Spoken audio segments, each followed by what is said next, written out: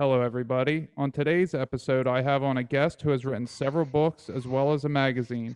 He is an IT specialist, a world traveler, and a follower of Meher Baba. Everybody, welcome Laurent Weichberger to the show. Welcome, Laurent. How are you? I'm doing great. How are you? I am doing fantastic. I want to tell you how appreciative I am for you joining me on this beautiful Sunday, and it is a great honor to speak to you. Todd, it's my pleasure and my honor to be on your show. Well, thank you so much. So, why don't you tell the audience a little bit about yourself? Sure. A little bit about myself is that I was born and raised in Manhattan in the late 60s. I was raised in the West Village, which was quite different back then than it is today, if you're familiar with Manhattan. In 91, I left New York and I went to Myrtle Beach, South Carolina to live in the community of Meher Baba around the Meher Spiritual Center. Shortly after that, I got married and moved out west. So I spent 14 years-ish in Arizona, spent some time living in England, helping a disciple of Meher Baba's named Don Stevens. That's a long story.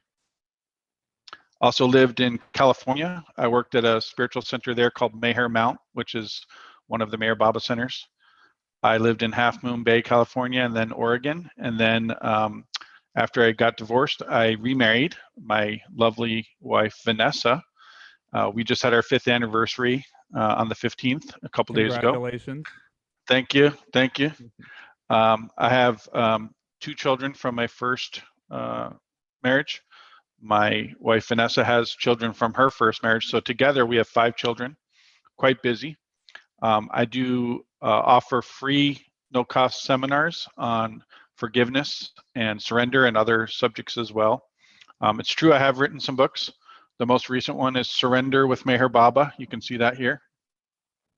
And I'm working on a brand new one right now, about to be released with my friend Laxmi Dady. And that one is 21 spiritual lessons for the 21st century.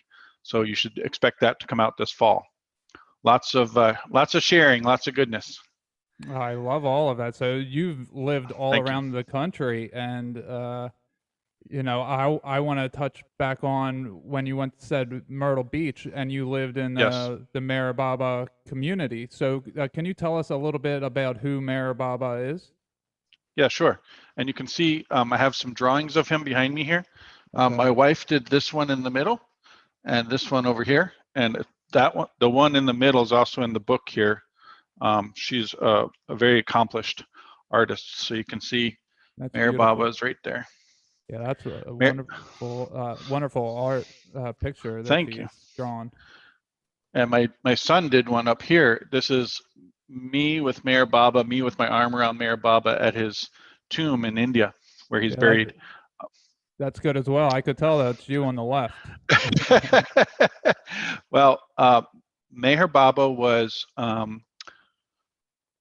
if you understand about spiritual masters, he was a spiritual master. If you understand a lot about spiritual masters, there's the concept of the avatar. The avatar, we use the word avatar in IT. You must have heard it before. It's when you select some image that represents you in a game or in some IT space, right? That's your avatar. In spirituality, avatar means that a divine being, in many cases, it's the avatar of Vishnu. So there's Brahma, Vishnu, and Shiva. But the avatar of Vishnu comes and takes human form. In Hebrew, we call that Emmanuel. God is with us, God informed. God in human form amongst humanity, but then the avatar passes away. So examples of that throughout history, according to Meher Baba, the prophet Zarathustra of the Persians was the avatar. The avatar Rama and Krishna of the Hindus was the avatar. Buddha was the avatar. Lord Jesus was the avatar. The prophet Muhammad, peace be upon him and his family, was the avatar. In our community, we believe Meher Baba was the avatar. Whether anybody actually is or was the avatar, usually people don't know or understand while that person is physically alive. The people around Buddha didn't know he was the avatar. To many, he was another monk, and they were listening to him with curiosity. Some were against him. Some said, there's nothing new here. But now the whole world knows Buddha. Same thing of Rama and Krishna. At the time, many people didn't know who Krishna was, or Rama at all. Same with Jesus. He was obviously ridiculed and, crucified. That's not how you treat God in human form, but that's what ignorance does. That's what egos do. That's what hatred and, greed and lust do. They crucify love. And so love keeps coming and saying, okay, you can crucify me, but all you're going to do is make my message more powerful. It's like Obi-Wan Kenobi, if you remember when he's fighting Darth Vader, right? And they're crossing their lightsabers, and Luke is watching, and everybody's watching. And Obi-Wan says, if you strike me down, you're just going to make me more powerful. And so he lowers his guard, and Darth Vader strikes him down, and he's finished, right? But that being finished didn't lessen him. It made him more available. It's the same with the avatar. When the avatar comes, no matter what humanity does, praise or blame, the message of love is broadcast. And if it's, if they crush the avatar, it doesn't crush anything except the form. Jesus's form was crushed on the cross, but his soul spoke even louder to all of humanity. Now, everybody in the world knows who Jesus Christ is. That's a short answer. It's an amazing answer. You helped Thank you. me with some of the things that I've gotten in meditation. So I've gotten that there was 15, but that Jesus was the 15th. There you go. Incarnation of God as a Godhead in what Hindi they say Godhead, and I like that term. I feel that fits really good. Yes. So if you follow what Mayor Baba says, he says the avatar comes when humanity is at the low point spiritually, to rekindle that love for God and refresh the truth in creation. Because believe it or not, when the truth is revealed, like the truth was revealed to Moses on Mount Sinai to give to the people, but when the truth is revealed in creation, for some reason it starts to decay, and it's because of the ignorance of humanity. And God is so merciful and compassionate that he keeps revealing, or it keeps revealing, if you don't like the he.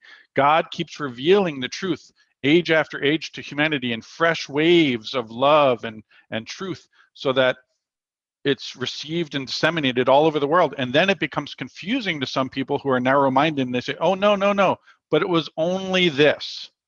And the mystics, like you and I, say, well, it's not only this, it's that, and it's been refreshed, and it'll always be refreshed because of God's compassion and mercy for humanity. Just like you wouldn't give do you have children?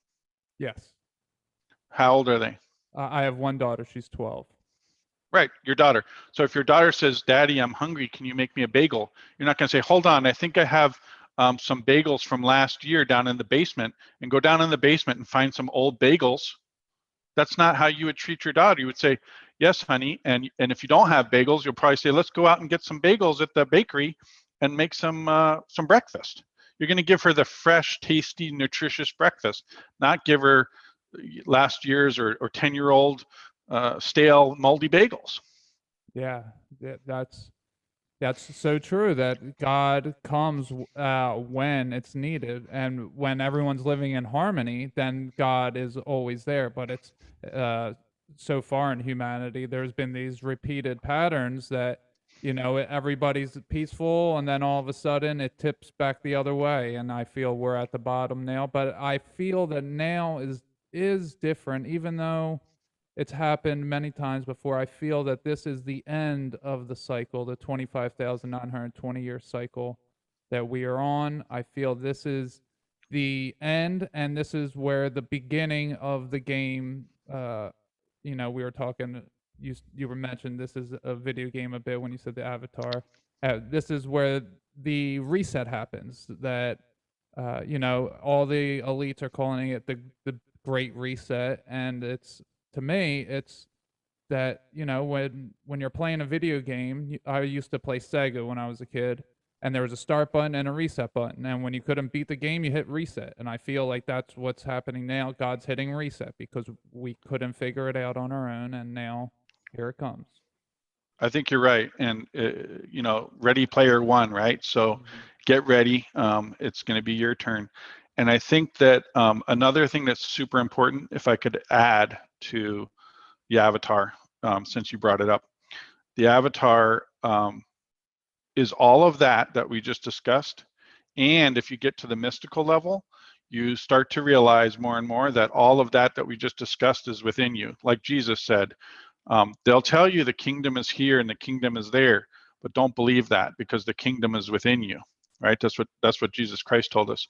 Meher Baba said the same thing. He said, you're never going to find the truth that you're looking for. You're never going to find God and realize God out there. You have to find that within you and embrace that within you. And at the end of the day, believe it or not, I believe Meher Baba and Jesus and Buddha and everybody would agree, if they were sitting around the table, they'd all be nodding and saying, that avatar that we talk about is your own divine nature. The only difference between Jesus Christ and Buddha and all these others and your own divine nature is that they realized it and then shared it with others, whereas you and I are on the journey, on the path to realizing it. When we realize that and have our own Christ consciousness, we'll start sounding like them. And until then, we're on this bridge between waking up and being one with our divine nature.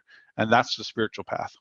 Right, and I think that's the being resurrected in before you die, in that you and I've just been talking about this recently because information's been given to me recently that we stay eternal beings. So there's two ways that life happens, is that we either live life to experience it, and once we're done experiencing, we go back to source and we are eternal God, but our individual egotistical self gets put to the side and it just becomes one of the other memories and lifetimes of God. But where we are in time in consciousness right now is that there is going to be a whole lot of eternal individual beings that move on and have universes inside of them, that we're not going to go back to source. Not There's going to be very many of us that don't go back to source, that we become our own source essentially, and we have universes within us, just like you were saying. All of them realize that, well, there's going to be, I'd say there's a good estimation that there's going to be at least 144,000 of us that live on this in this manner. That's a biblical number. Well, yeah. I don't know if it's going to be, but that's why I said that there's going to be at least that number. That's the revelation of John. Yeah, yeah. Which I'm a fan of the Bible. Yes. I think it's the most magical book that there is. I could talk to astrotheologists and they could convince me that it's written about the stars. I could talk to biblical scholars and they could tell me that it's based upon specific people and events and times and places. And I can talk to a numerologist who will tell me it's all based off of numbers, and they're all right. And it's however you want to use this mystical book, it can be used in that manner. And that's why it's so magical. Yes. So one of the things I tell people, because I've had many conversations about this over the years, I started with Meher Baba in 1986, is I started at some point in my life to replace the word or with the word and it pretty much transformed my life. So many people say, do you think it's this or that? And then if you just substitute the word and, it's probably more true. Mm-hmm. So I'm not saying in every single case that's going to be true, but more than you might think. And it can actually open up huge possibilities.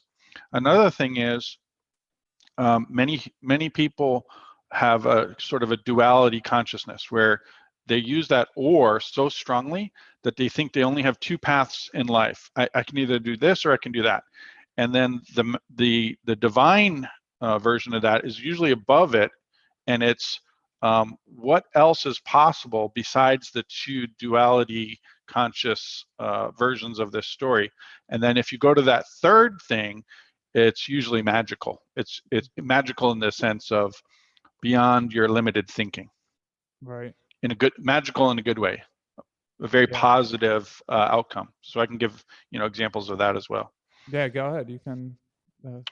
Well, one was I came to a crossroads in my life in my first marriage, and it was a very, very difficult, painful time. I was working on a book about forgiveness at that time called The Doorbell of Forgiveness with my mentor, Don Stevens. And I was in a place where I felt like I could either forgive my wife and stay with her, or not forgive her and divorce her and leave. And I was going back and forth because of this problem that we had in our life. She had betrayed me and I was really struggling.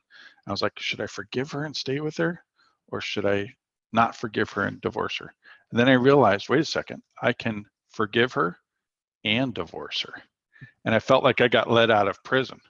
So I said, I'm working on forgiving you, because there was a lot of different things to forgive, and we're getting divorced. And she was stunned, because it was like, what? And that worked out great. So I'm much happier now with my wife, Vanessa, than I ever was. And my life is, I mean, tremendous abundance, tremendous flow, tremendous love. I'm just very, very happy. Wow. So it took a traumatic event and a crossroads for you to get over that hump, and now it's just been so expansive for you. It seems like you Yes. hit the right combination lock on life, and that's amazing. Yeah. There's one other example I think I should tell you about, and it's in the book here, in the book on surrender. The way I came to know about Meher Baba is my father committed suicide when I was 16. And at that time, 16, I was in high school. It was a very sudden shift in our family. Naturally, that's the nature of suicide. But I went from being sort of focused on science. I was a chemistry major, and physics and astronomy, which was my passion at that time, chemistry and other sciences, to, for the first time, really going from atheism into agnosticism. And then when I started having spiritual experiences with Meher Baba, I became not religious, because I still don't have a religion, but I became convinced, based on my own experience, I became convinced of God's presence, because I couldn't deny it in my experience. And I became dedicated and started to love and try to obey, and with this book, surrender to Meher Baba and to God, and in a divine relationship, a reciprocal relationship. And Meher Baba started to come to me, even though he had passed away in 1969. Meher Baba started to come to me in my dreams and give me guidance on a pretty, not a regular basis like some schedule, but frequently. I've had many dreams of Meher Baba. And in the dreams, he wasn't aloof. He was very present and communicative and intimate and real, like more real than this experience, just like, wow, he was so imminent. And so that's continued. And not only just in dreams, but also in daily life. And so what Meher Baba would say is, when you turn your attention inward from the senses, and instead of being glued to the eyes and the ears and the mouth and all the senses, right? The tastes, the sights that are appealing, the sounds and the touch and all that, and you turn your sensory experience inward and start to detach from your senses, and you start to tune into your inner senses of intuition and inspiration and insight, and look within, you tune into what Meher Baba would call the divine voice, and you start to hear more clearly the voice of your intuition, which can be a divine way of inspiring you to action. And I've experienced that. I've experienced it. I've heard guidance more than once that I'm convinced is God, Meher Baba, the truth, my intuition, as a reflection of my highest nature, my highest self. So in a Hindu sense, that's called, Atma, the soul, and Paramatma, the oversoul, God. And in the truest sense, with Meher Baba, who was a non-dualist, there's only God. Nothing else exists but God.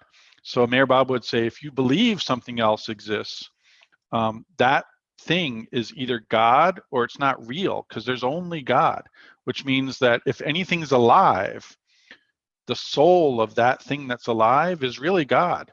So that's the divine, the Hindu divine way, is that everything is a manifestation of God.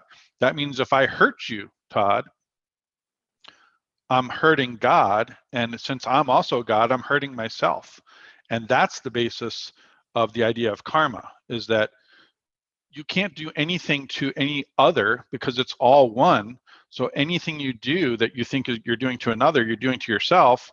And then everything has to get balanced out and evened out. So any fluctuation in that, up or down, has to be balanced. That's the idea of karma. And when you're in complete harmony with everything in creation, Meher Baba said, when you're in complete harmony with everything in creation, you realize your own divine nature. And you realize it's all you, it's all God. You are God. It's like when Jesus said, be ye perfect, even as your Father in heaven is perfect. That's a very profound scripture. He's saying to us, be perfect. He already is perfect, but he's telling us to be perfect as our Father in heaven is perfect. So here's the Christ who has attained it, telling us who haven't attained it to be like his Father in heaven. It's all a giant triangle of Father, Son, and Holy Spirit, and that's who we are. We really are all of that. We just need to realize it. I know Yeah. I'm passionate about this, so please forgive me. No, I love your passion. I agree with everything you're saying, and the way that I guess Meher Baba has come to you, Jesus has come to me recently in that manner, and that when I first saw it, so like Jesus has been by my side essentially my entire life, I see, but the first time that I recognized it, it was like I was taken on a Scrooge, Ebenezer Scrooge type deal, where I was moved outside of my body and I saw that Jesus was walking with me every step of the way, that he was always right there, and I was keeping him at a distance. And then once I let him in, he was like, "Oh yeah," and now like it's kind of like he's in control of me, not in control, but I have surrendered myself to Jesus. So it's amazing that you had that with Meher Baba. So I got to look into Meher Baba a lot more. Well, Todd, you're my brother. You know that. So when you talk like that and I talk like this, it's obvious that we're spiritual brothers, and there's just a very thin veil separating us. Very, very thin. Yeah. Yeah, and like you were just saying, that the Father, the Son, and the Holy Spirit, the way that I was shown that is that the Father is both the Son and the Holy Spirit. The Son being the physical, or Yep. the daughter, you could call it, and the Holy Spirit, which is that which fills the physical. But you can't have one without the other two. You can't have the Father doesn't exist. We as humans, we are the complete father or mother, whatever someone wants to use the terminology, but we are the completion. But we only can be complete if we have the other two components.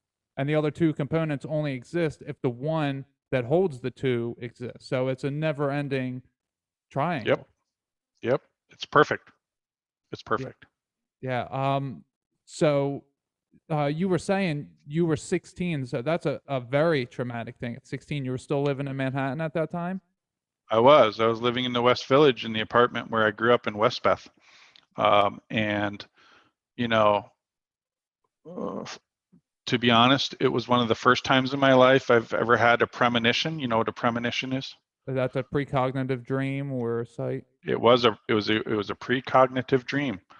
1 month before my father committed suicide, I had a precognitive dream of his suicide, down to the details of what happened. Oh, wow. But I filed it away somehow, like subconsciously I filed it away. And then when it did happen, it wasn't as shocking to me because I had already had the experience, but it was more like a confirmation of the experience. But what I realized was later, looking back on this all, that precognitive experience allowed me to be more present for my mother, who didn't have a precognitive experience and who had a breakdown, like a very severe breakdown when she heard the news. So I was able to literally be present for her, rather than focused on my own experience. Does that make any sense? Oh, yeah. I can definitely understand that it was kind of set up for you Yeah. to experience it before the experience so that you could then take on Yes. yeah, and you could take on the role of being there for your mother in a much more mature sense than what Yes. typically would be. Yeah. Both immediately and in the weeks and months coming after that. That's correct. I imagine it would be so surreal for that to happen. Like I would just, for me, if when I have deja vu, I'm like, oh, I'm start remembering things, and I'm like, oh, this is weird. But when it's a real life event like that, especially something so tragic, it would be very shocking to me to be like, wait, this can't be real. I would have a hard time, I think, accepting reality in that moment. Well, and so you mentioned deja vu. Um, at that time, right before the suicide, I was having tons of deja vu, not just a little. So it was like all over the place, many times, either a day or a week. It was just constant, like stuff happening like that. And then the premonition, and then the suicide, and I was like, holy, like what is this? And then uh, within a year, I was introduced to Mayor Baba. That's a whole nother story. And so, I guess I had to transition from childhood pretty rapidly to, what I'm doing now. And so that was a very difficult transition, no doubt about it. Yeah, I could only imagine. And how long after this did you move down to Myrtle Beach? So the suicide was in '85. In 1991, I had saved up enough money to move to Myrtle Beach. I was working in New York City at something called the Aaron Diamond Foundation, which is no longer there. We were giving away money, $25 million a year as a charitable foundation. And so in 1991, I had enough money saved up that I finally felt I could get out of New York. And I started a new life in Myrtle Beach. So that was 1991. Oh, wow. Yeah. So you were born the same year that Mayor Baba died? So I was born in '68, and Mayor Baba Okay. passed away in '69. So I Okay. just flew in under the radar. I was a few months old when he passed away in January 31st, 1969. Okay. I was Yep. going to say maybe there's some kind of connection there. Oh, there's a connection, all right. Oh, I yeah, think sure. I think I was with Baba. Honestly, I don't know the answer, but I think I was with Baba in my previous lifetime. I think I met him in my previous lifetime. Would have been Okay. contemporary with him. Okay. And so when you moved out to Arizona, Yeah. uh, what? So you moved down to Myrtle Beach to start the spiritual path, right? And uh, Yeah, to embrace it more deeply is a good way to say it. I started with Mayor okay, Baba up in New York in '86, okay, and then by '91 I was fully committed to it, and I wanted to go deeper. okay. So then you're in Myrtle Beach for you said 14 years. Well, no, I was in Myrtle Beach until '93, and then I Okay. got married, and then we moved out to Arizona. So I was in Arizona for about 14 years. Oh, okay. I'm sorry I messed that up. But That's okay. That's so okay. what was it in Arizona that kind of attracted you to go there? So back to dreams. I was doing some work on the East Coast, and I had a dream. And in the dream, a Native American man came to me. He had no shirt on, long black hair, and apparently he didn't speak English, but I don't know. And he handed me a note and he came right up to me. So we were like eye to eye, handed me a note, and I looked down at the note, and he had drawn a picture of two mountain peaks right next to each other like this, and it on top it said Arizona, and on the bottom it said 1997.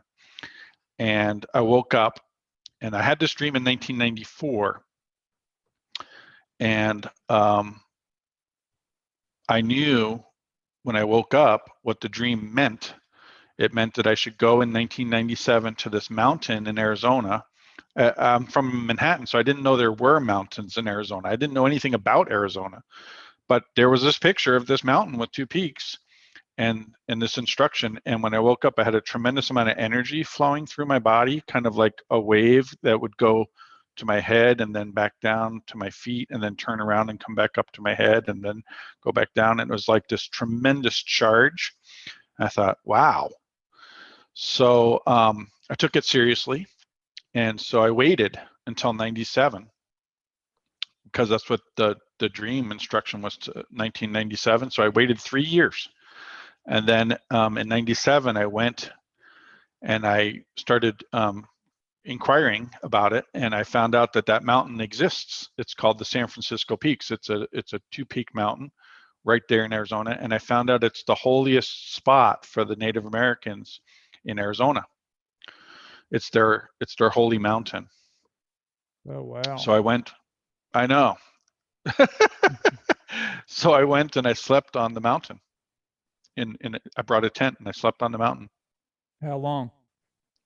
Just one night? overnight. Okay. I slept on the mountain one night, but I stayed there for about a week Okay. in Flagstaff, Arizona.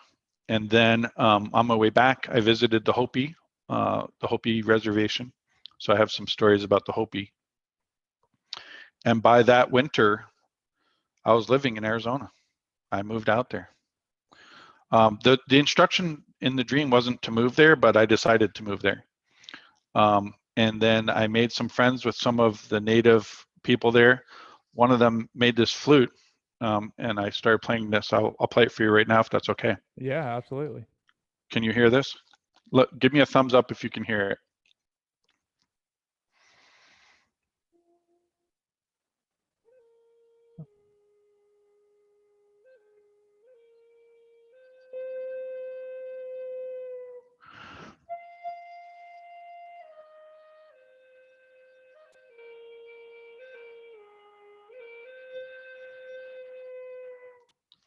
Can you hear that a little bit? Yeah, that was beautiful. So I started playing the flute, and I had some experiences there with the Hopi, and then eventually I met a disciple of Mayor Baba's named Don Stevens. And that started a whole new chapter of my spiritual life. And that was in Arizona? I was living in Arizona, and then he invited me to do some work with him in Myrtle Beach, of all places. So then I got in the car and I drove 2,500 miles from my house to do some work with him in Myrtle Beach. And that was in 2002. So from 2002 until he passed away in 2011, I worked with him. So that was about 9 years of very intense work with him.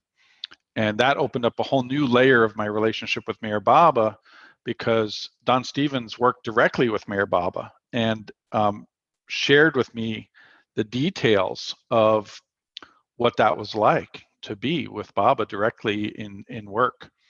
And so tremendous experience and opportunity to be with Don Stevens and do that work. We traveled around the world together to India, France, Switzerland, England, America, Mexico City, and shared everywhere we went about Mayor Baba and God and the truth, and it was extraordinary. Wow, that sounds so amazing to be able to go do that.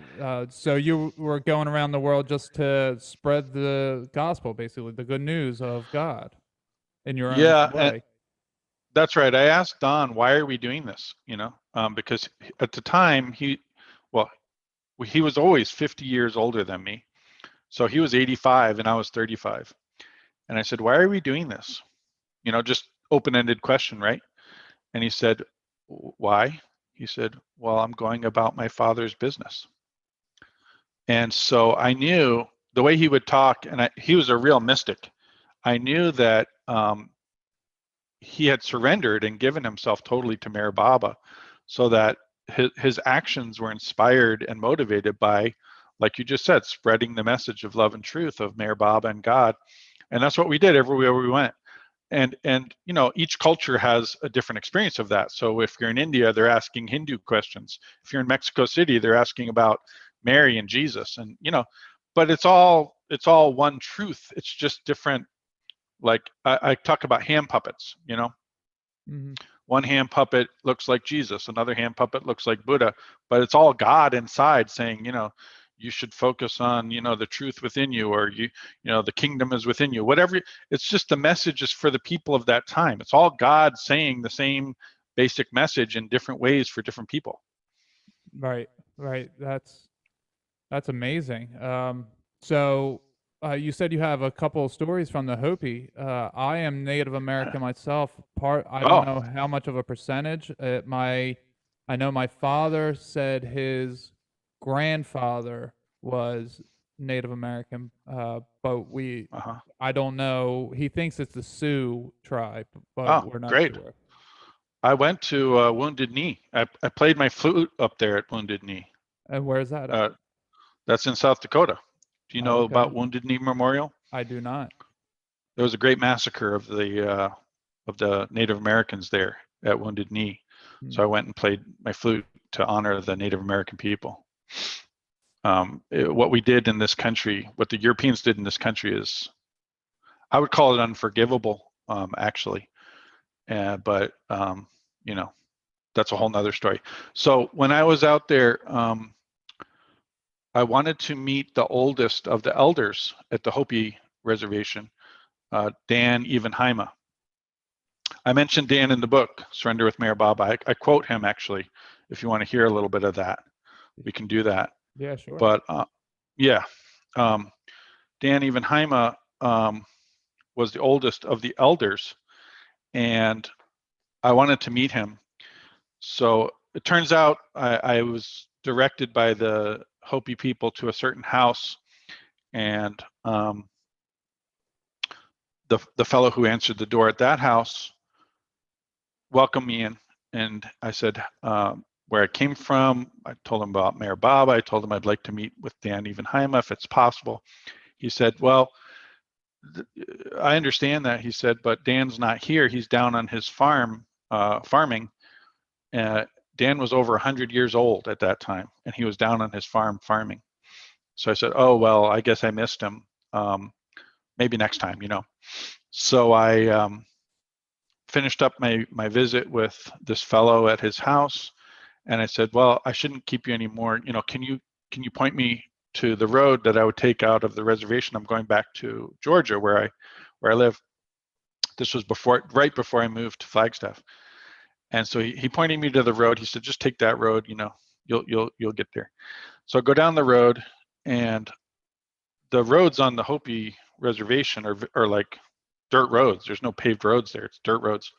And so I was riding on the dirt road out of Haute Villa, and it's basically like a one-lane dirt road.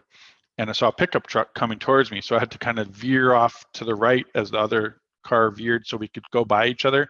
But there's not any real room there, so we kind of slowed down, and we kind of passed by about 4 inches each other, you know. And I slowed down, I look and see, and it's Dan Evenheima, who I wanted to meet, coming back from his farm in his pickup truck. And I recognized him because I had a book about the Hopi that I was reading, and it had a picture of him in the book. So we kind of did this Hollywood look at each other as you pass in slow motion thing. And I was like, well, I guess I got to meet Dan. That was me meeting Dan. and I went home. And then it was about 2 years later. I had already moved to Flagstaff. I told you that winter I moved to Flagstaff. It was about 2 years later. I was in bed asleep, probably, 1 a.m., 2 a.m., something like that. And I woke up, and there was somebody in my room next to my bed, like right next to me.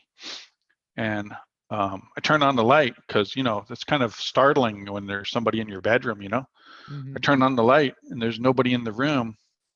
So I turned off the light and he was still there. I was like, oh, okay. So I started reaching out internally and asking, who are you?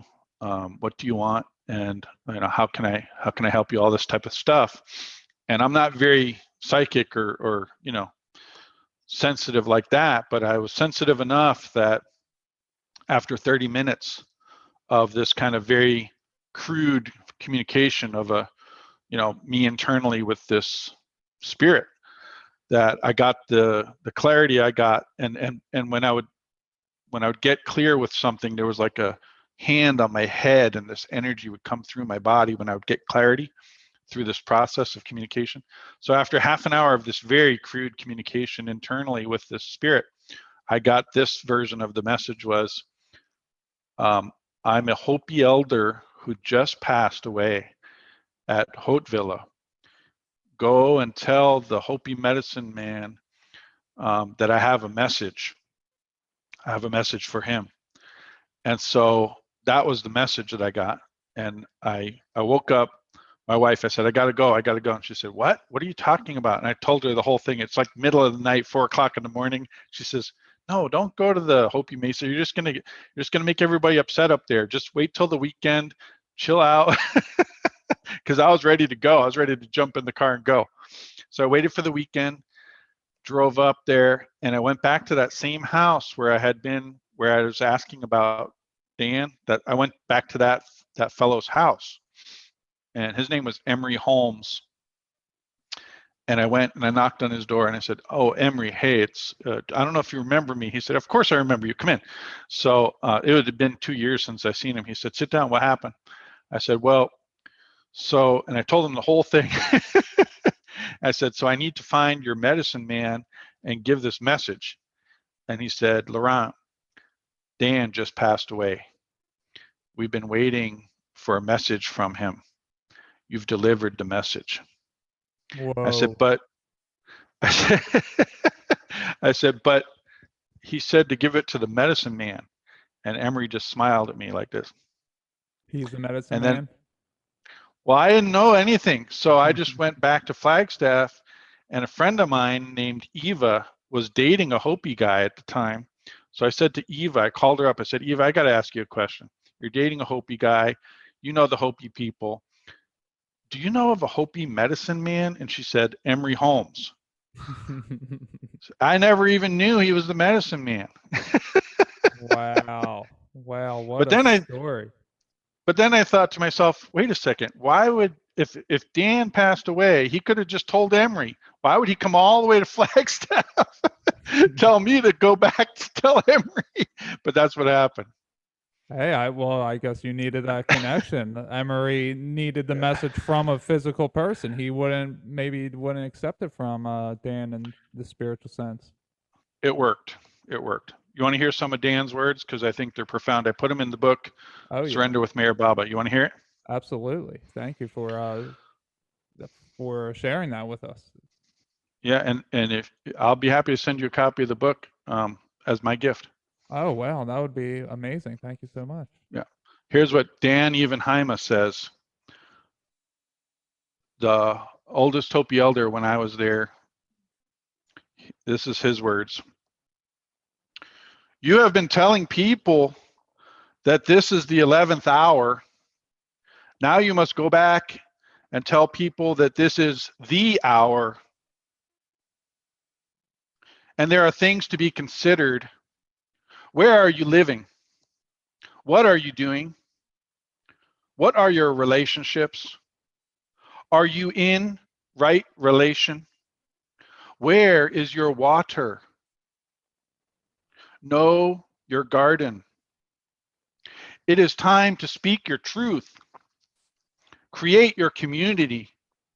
Be good to each other. And do not look outside yourself for the leader. Then he clasped his hands together, smiled, and said, this could be a good time. There is a river flowing now very fast. It is so great and swift that there are those who will be afraid. They will try to hold on to the shore. They will feel they are torn apart and they will suffer greatly. No, the river has its destination. The elders say we must let go of the shore, push off into the middle of the river, keep our eyes open and our heads above water. And I say, see who is in there with you and celebrate. At this time in history, we are to take nothing personally, least of all ourselves. For the moment that we do, our spiritual growth and journey comes to a halt. The time for the lone wolf is over. Gather yourselves. Banish the word struggle from your attitude and your vocabulary. All that we must do now must be done in a sacred manner and in celebration. We are the ones we have been waiting for.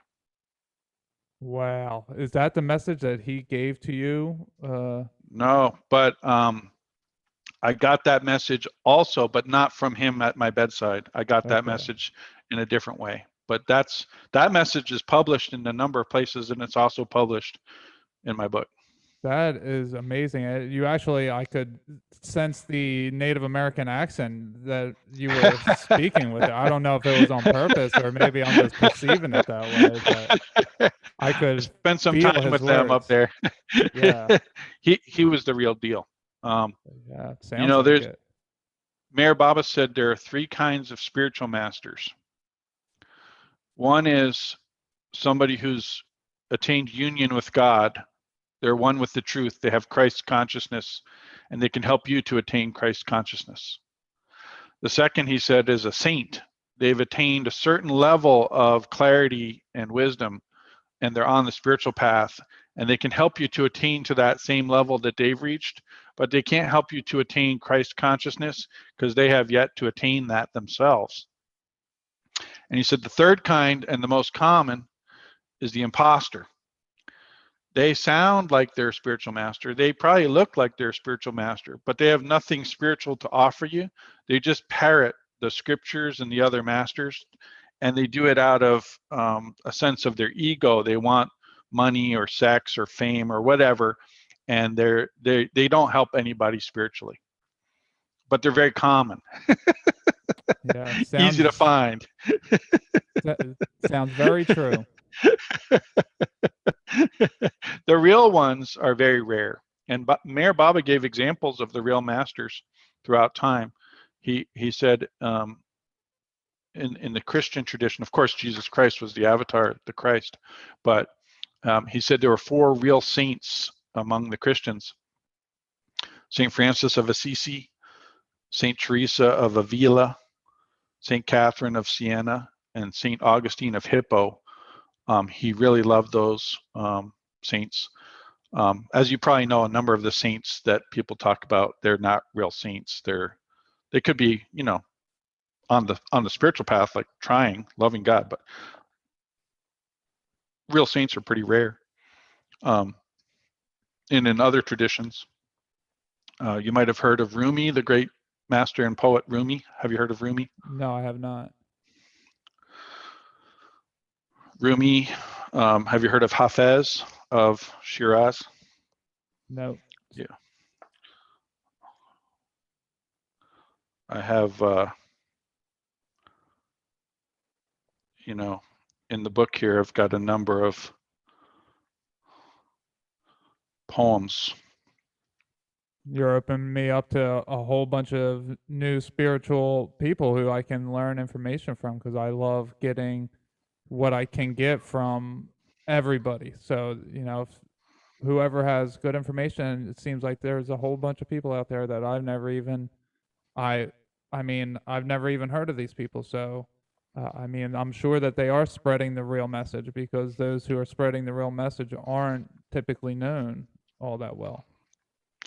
If it's okay, I'll share one poem that we translated. My friend Azita Namaranian and I translated from Persian. My wife Vanessa helped us. So the three of us put this together. This is a translation of a poem relatively well known of the great master and poet Hafez of Shiraz, from Surrender with Meher Baba, page 51. That King of Kings, our beloved, is stealing the hearts of his lovers. One glance of his beauty enchanting them.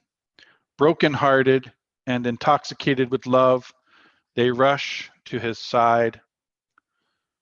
He joined my path and approached this dervish with his intoxicating presence, addressing me as Mashuk, his sweetheart among the inspired poets. He asked me, "How much longer will you live alone like a poor fakir when you can live abundantly just as my fortunate slave? If even that tiny speck like a dervish spins around the sun, don't sell yourself short. Love me, and you'll find yourself whirling towards the heart of the sun itself. Don't depend upon anything in this harsh world. Instead, pour into your chalice only gentle beauty and tenderness. That wine bringer, peace be upon him and his family, admonished me to stop associating with deceivers. Beholding the field of succulent red tulips, I wonder who was so cruel to break their pure hearts. So many martyrs drenched in blood. Hafez answers his own question. You and I are not allowed to lift this shroud of secrecy. Remain focused on his love and the beauty of his luscious mouth. To escape from the antagonist, just hold tightly to the robe of the friend. Become the man of Yazdan and be protected from true evil, our Iman. So a couple things about this poem. First of all, it's extremely difficult to translate Persian into English, extraordinarily difficult. So we did our best. But some of the things that are amazing about this poem is the beloved in Hafez's poetry is God. So he personifies God, of course, as the King of Kings and the one who steals the hearts of his lovers. But it's all symbolic for the relationship with God. And the Persians read this even today, even though he lived hundreds of years ago. They read this and derive inspiration from this even today. This idea of how much longer will you live alone like a poor fakir? A fakir in Persian means it's like a holy man who is just wandering and begging, like relying on God for sustenance. And so it is a lone wolf. A fakir is like a lone wolf who trusts in God and begs and wanders. And so here Hafez is saying, how much longer will you live alone like a poor fakir when you can live abundantly just as my fortunate slave? So it's like God is saying, you can live like that. You can wander and beg, but become my slave and I'll shower you with abundance. It's like it's a different path. So in the past, in the distant past, John the Baptist would live off locusts and honey and baptize people and be half naked in the desert. But that's not practical for us in this time, right? I have an IT job because I'm providing for my wife and my family. You can live in the world, but not of it, right? This is what Jesus taught. This is what Meher Baba taught. We don't need to live off locusts and honey and sit in a cave and meditate to be spiritual. You can be spiritual by living in the world and not of it. Means make your values spiritual values, and here's the and again. Make your values spiritual values and go to work and do your IT job. It doesn't have to be or. It's not, well, I could be an IT guy or I can be spiritual. It can be and that and is much more difficult than the or, because being an IT person and not spiritual, that's easy. Being a spiritual person and not an IT person, that's easy. Doing both at the same time, the and is much more difficult, and I believe more rewarding. I think that God is pleased when we can be practical and spiritual, and there's not an antithesis between spirituality and practicality. Well, I That's a say little, that yeah, was an amazing poem, and to be able to translate it, I'm sure I'm learning Greek right now, and I've been learning Spanish, and I'm sure that Persian is extremely difficult. it So is. hats off to you for being able to do that. But I wouldn't be able to do it without my friend Azita. She's the native Farsi speaker and Dari speaker. So she's the one who brought it to me in a version. And I said, yeah, but we got to work on this because this is like super literal and we have to make it poetic. So it yeah. took a lot of work. Yes. Yeah, well, it's beautiful, and I say all the time that if if we go to monasteries, if we're monks and we go live in a monastery in order to try to obtain the rainbow light body or to obtain these very difficult spiritual things, to me, that's the service of self path. It's not, you're not helping anybody else by doing that. You run to your monastery to make yourself feel better while everyone else in the world is still having their experience. You're not experiencing life. You have no temptation in front of you in order to better yourself. You're not in the world that is suffering. You're removing yourself. You're taking care of only yourself, and the service to others path, which I have been trying to be on, is exactly what you're saying.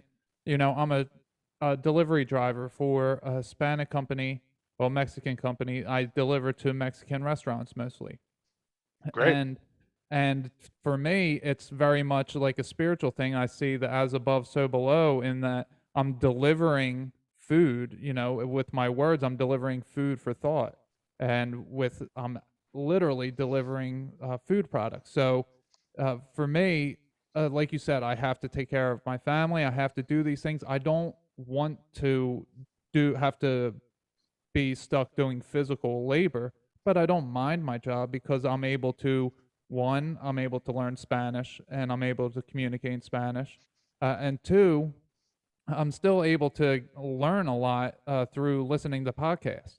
I mean, I listen to podcasts all day long, and I'm always learning. So if I don't have that job, and three, I need to be by myself for a portion of the day, to be alone with no thoughts, and having I have all of that with this job. And fourth thing, it's very physical and keeps me active, and I don't have to spend my time working out because that's a workout. So Yeah. Who needs a gym when you can lift boxes of onions, right?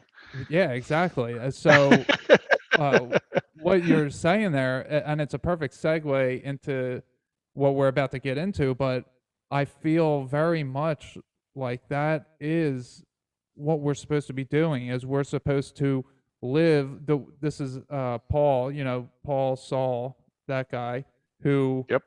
he sawed off Saul and became Paul. I like That's right. That's right.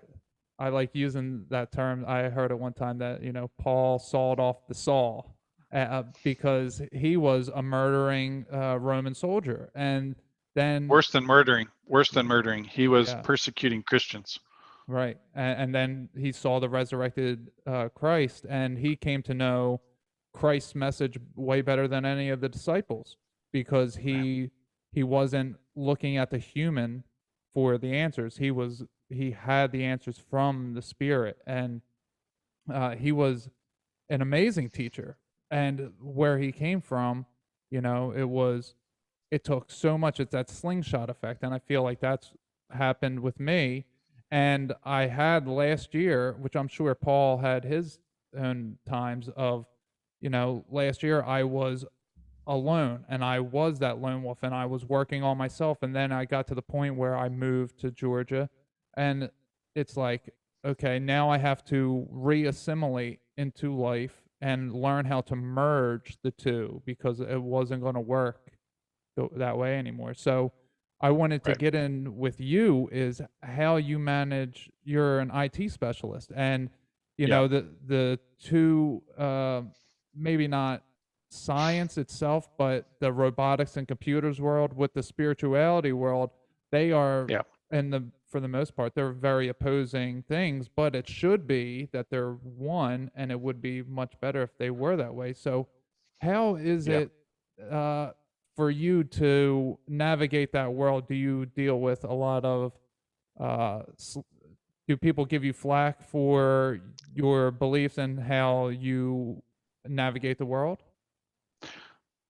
So that's an interesting question. I don't really get flack as much as surprise. People tend to be quite surprised on both sides. If I do spiritual work, they're like, "What? You have a job? You have a family?" They can't even believe I have a family. They're like, "How's this possible?" And then in the IT world, they're quite surprised if I have faith. Many people have, they're Christians, but many people who are deeply in, like myself, writing software and all that, um, it's considered, and growing up in New York, it was considered a weakness or like folly to believe in God and spirituality. Maybe not so much anymore, but certainly when I was growing up, the intellectuals looked down on people who had faith and had that kind of belief. It was like you were considered a hick or a hillbilly if you had, faith in God and a spiritual interest. Um, so there's a little bit of that. In IT, there's a tremendous number of certainly people from India and also Asians, more and more. So that brings a certain Hindu and Buddhist element into the workplace, where people just assume that God is a given, because of Hinduism and Buddhism. Many people would argue Buddhism is not a theism, that is an atheistic, more of a philosophy, but I don't feel that way. So, there are certainly people who say, "Wow, that's really fascinating that you're both," but I think it's becoming more and more accepted as people wake up. There's certainly a global awakening. I've been witnessing it myself. I can give you an example of it. When I was first starting with Meher Baba in '86, certainly people were talking about reincarnation as a possibility. The Dalai Lama would talk about it, and other people would talk about reincarnation. Um, it's all throughout Hinduism, but it wasn't really mainstream in '86. And I remember sometime in like the '90s or early 2000s, I read an article in a newspaper. It was a well-known, respectable newspaper, and the journalist mentioned reincarnation in the article as if it was a fact. It wasn't like the theory of reincarnation or anything. It was just like given as part of the story of, you know, reincarnation as part of a bigger story. And I thought that's interesting. It's a subtle thing to pick up on, but when things become mainstream, they're not really explained as much. They're sort of just given as, it's like the Schopenhauer thing, right? All truth passes through three stages. It's um, ridiculed, it's violently opposed, and then it's accepted as self-evident. So I think that's true, right? So um, many times something's revealed as truth and people, that can't be true, that's ridiculous. And then they get angry about it, and then they're like, well, of course it was true. That's what happened with Jesus, right? Yeah, yeah, that was right on point. I mean, that's when when I start my awakening, people start telling me, well, the awakening for me came with some conspiracy theories, and at first it's like, no way, like that's ridiculous, and then you start to realize that, oh, maybe it's not so ridiculous, and then you find yourself telling other people, and then you find that they either laugh at you or they get angry at you, or they're so struck, they're just in awe, and it's like, which three are you? That you're on one of those three. So Yeah, that's yeah, perfect. yeah. Well, and I'm 52 now, and I've been with Meher Baba for 35 years. So, like Dan Evenheim said, don't take it personally. it's time to stop taking it personally. That's profound. Mhm. So I can't take other people's ignorance personally. All I can do is walk, stay on my side of the street, walk my own walk, talk, not give advice, but talk plainly, honestly, give my honest feeling. Try not to give advice because it's really none of my business. If I can walk the path that I'm talking, that's enough. And by being an example, that's enough. Yeah, and that's what Paul was teaching, which what kind of drew me to learn a little about him was that, he was teaching everybody just live how you, instead of telling everyone how to live, just live that way, and they will eventually want to live like you. Don't, when they want to engage in arguments about how you should live, don't engage, just say, okay. And then they'll stop arguing with you when they see, oh, they're not arguing with me and I'm arguing, so maybe I'm wrong. And the only That's way, exactly right. yeah, you have to be the example. You can't, you can't tell the people, they have to find it for themselves. I tell my girlfriend that the scissors aren't where they normally are. She's coming looking, it doesn't matter that I told her they're not there. She's still looking where they're supposed to be. And that happens with, that happens with everybody, with everything, Well, somebody asked me, or Baba, how should we explain about you and the truth and all that? And he said, let your life itself be my message of love and truth to others. So when I heard that, I was like, you know what? I can just shut up and try to live like this more and more. And what does that actually mean? I can tell you what it means in my life. Mayor Baba said there's three primary ways that Maya in the Hindu faith is like, it's like the force of ignorance that creates the illusion of separateness, the illusion of others. We can talk about othering, but the illusion that there are other beings and that they're different than you, so they're bad and you're good. So he said there's three primary ways that force of Maya manifests. It says lust, greed, and anger. So at the end of the day, when I heard that from Mayor Baba, I said, okay, so I need to work on my own lust, my own greed, my own anger. If I'm spending all my time saying, hey, Todd, you seem kind of angry today, or hey, Brenda, why are you so lusty? Hey, that's none of my business. My business is put my own house in order. Where's my lust? Where's my anger? Where's my greed? So if my kids are saying, hey, you're getting a little angry with us, I should, oh geez, maybe I need to be a little more patient and tolerant here, or if I find myself trying to hoard money when other people need a hand, or other types of greed, or if I'm feeling the pull of lust, that's where I need to focus, not finding the fault in others, right? Yeah, and that's funny that it's Maya. That's my daughter's name is Maya.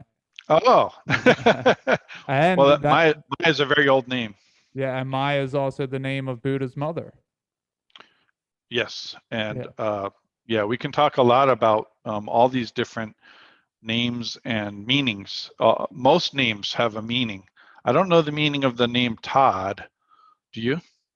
Actually, I might have it in here, but I don't know for sure. I mean, it was just something I looked up one time a while ago. I was looking up all the meaning of my last name, and it's actually funny how my last name came about.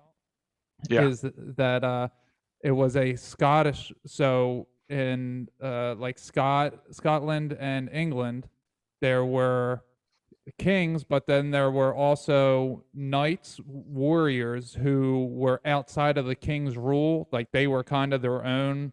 You don't want to mess with those guys. Like I guess like Yeah. bikers or cartel would be now. How government just like lets them do what they're going to do. So that's kind of like where my lineage comes from. And the king was in battle with some of these people and got knocked off his horse, and the one guy just caught the king and grabbed him with one arm and tossed him on his horse, so he got named Armstrong. And it was like, Oh, that's awesome. yeah, so it was very obvious That's that. where it comes from. Let's see if I have Todd on here. I might. I think I only have saved the last name. Yeah, I don't have anything. Oh wait, let's see. So it means fox in Scotland. You know, sly as a fox. Oh, nice. And its expression number is 7, which is my birthday is December 7th. Oh, nice. Very nice. Yeah. Yeah. So you said you have some meanings of names. That did you want to get into any of that? Well, sure. You know, let's start with my spiritual master, Meher Baba. Um, his name was given to him by his disciples. That's not his real name. His real name was Merwan, and his last name is Irani, which is what the people in India called the people who came from Iran into India. So what happened was there were migrations from Iran into India when the Zoroastrians, the original faith, were persecuted by the Muslims because the Muslims came to power and they didn't want the Zoroastrians to remain Zoroastrians. They said you have to convert to Islam. And the Zoroastrians said, we're not converting to anything. And they left. And they literally left to come to India. And that was the country of Iran today, or Iran? Yeah, yeah, yeah, that's right. So the people who came from Iran into India, the name that they were given is Irani, which means they came from Iran. So Meher Baba, Merwan Irani, was a Persian Zoroastrian. His family was Zoroastrian, and when he was given an experience of his divinity by his master, which we can talk about. He said, I don't have any religion. He didn't associate with any religion, and he felt he had experienced that within him. And he said, you know, if you want to hear about that, I'll tell you about that. And he gathered disciples, and the disciples were so impressed that they said to him, we don't want to call you Merwan.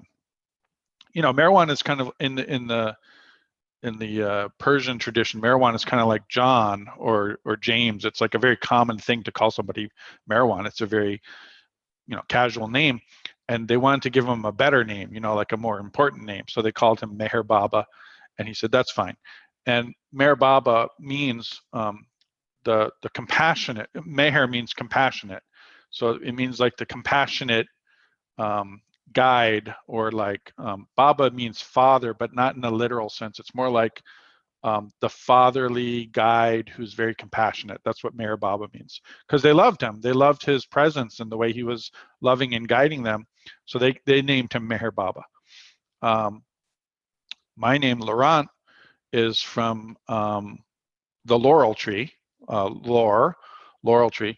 So what it means is they used to, if you had like games like running or spear throwing or throw a rock for distance or whatever, the winner of the event was given a crown of laurels on their head. I don't know if you remember that.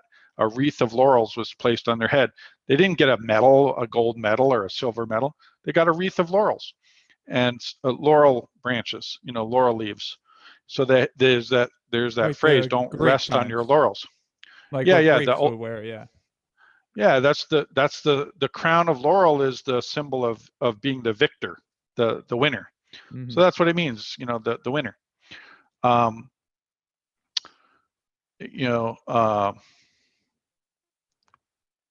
You talked about Emmanuel. All the different Hebrew names that have the word El in them are about God. Michael, Raphael, Israel. Uriel.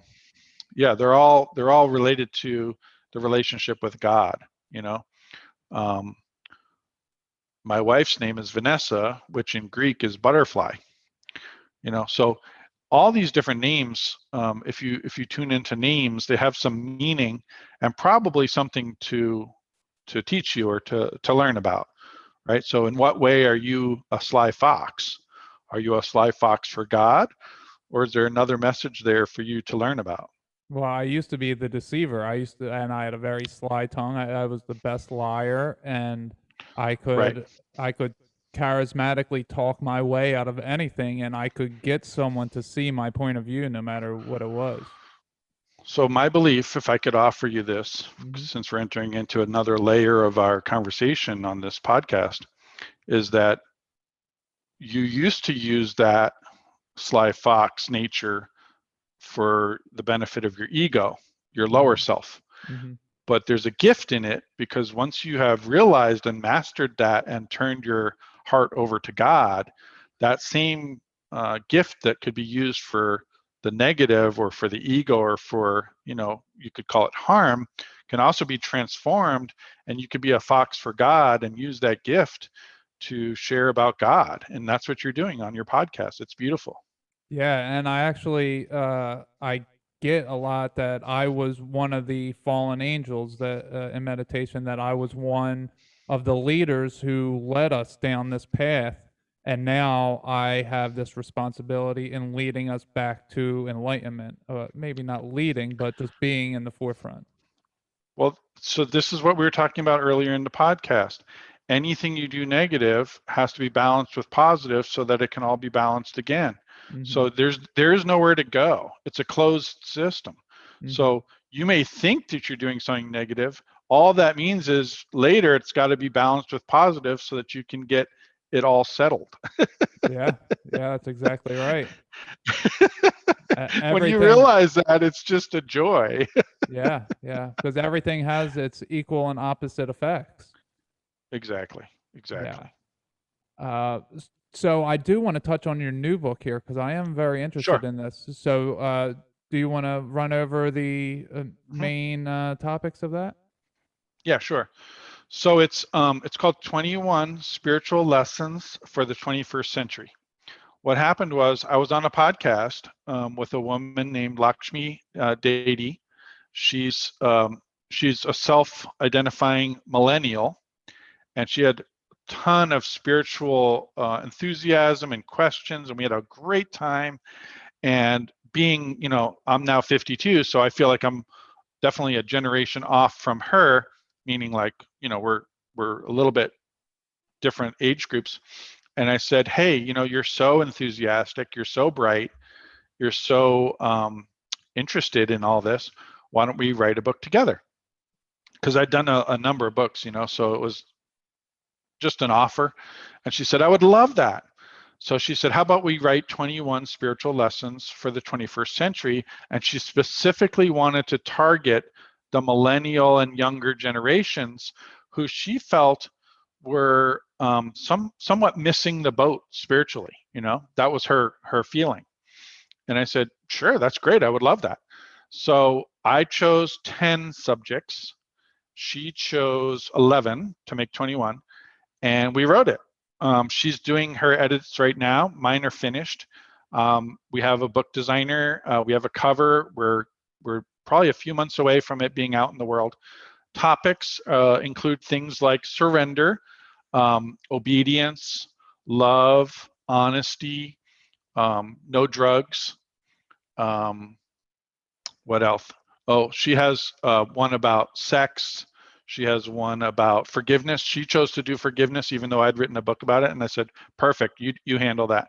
And believe it or not, when we wrote our lists of chapters, none of them overlapped. We each had separate topics. So we have 21 incredible chapters to share with you. You'll be very happy to read both points of view. She's coming from a feminine, younger point of view. I'm coming from a masculine, a little bit older point of view. And I think we meet in the middle in a great way. So is it structured in that it's her chapter, then yours, then hers, then yours, or?